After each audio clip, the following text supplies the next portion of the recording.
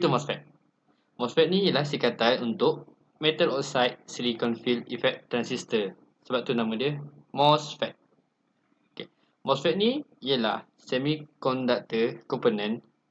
Tapi apa tu semiconductor? Nak cerita ni. Semiconductor component itu ialah yang digunakan untuk menggantikan tube vacuum. Okey, vacuum. Apa itu tube vacuum? Ni dia rupa tube vacuum. Sebelum ada komponen-komponen semikon ni, inilah yang diorang guna sebelum ni. Tapi sekarang ni kita dah berubah, zaman pun makin maju. Banyak komponen-komponen yang kecil dan compact diciptakan untuk masuk ke dalam motherboard supaya PC tu macam kecil. Kecil. So tak adalah besar macam dalam gambar yang tadi. Semikon ni bergantung kepada beberapa bahan semikonduktor seperti silikon, germanium dan gallium arsenide. Berbalik kita kepada MOSFET tadi. MOSFET ni dia sejenis transistor tapi dia punya operasi dia lain sikit daripada transistor yang lain. So MOSFET ni juga dia boleh menguatkan atau menukar isyarat elektronik. MOSFET ni juga sering digunakan dalam bidang elektronik kuasa. Kita ada beberapa jenis MOSFET iaitu N-MOSFET, P-MOSFET dan CMOS MOSFET. Kita masuk kepada prinsip kerja. MOSFET ni dia bergantung kepada MOS kapasitor. MOS kapasitor tu dia macam bahagian utama untuk MOSFET. Permukaan semikonduktor di bawah lapisan oksida yang berada di antara saluran pembuangan dan terminal sumber boleh dibalikkan dari P-type ke N-type dengan menerapkan tegangan gerbang positif dan negatif masing-masing.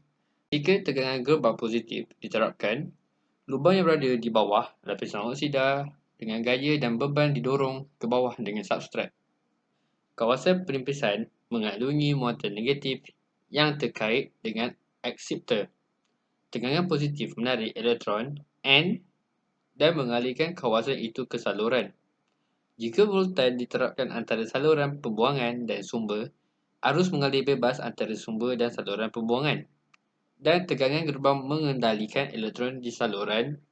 Jika kita menerapkan tenaga negatif, saluran lubang akan terbentuk di bawah lapisan oksida.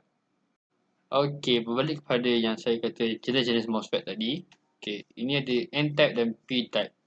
Sekarang kita akan masuk kepada N-type iaitu N-channel.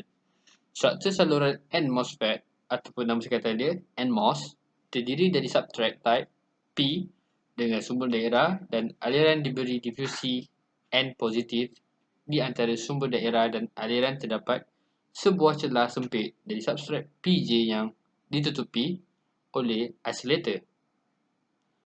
Kita akan masuk ke P-channel pula. P-channel MOSFET ni dia ada wilayah P-channel yang di antara sumber dan aliran. P-channel ni dia memiliki 4 terminal seperti gate, drain, source dan body.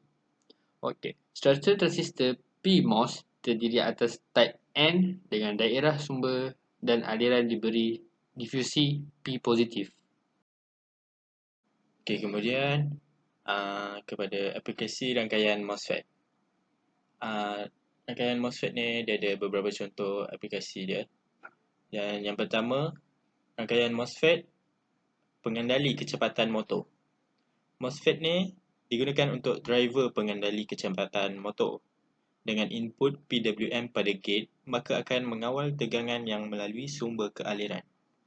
Besar kecilnya tegangan yang dilalui sumber dan aliran ini ditentukan besar kecilnya nilai PWM yang input di gate tersebut. Dan contoh yang kedua, rangkaian MOSFET sebagai switch. MOSFET juga boleh bekerja sebagai transistor ataupun switch.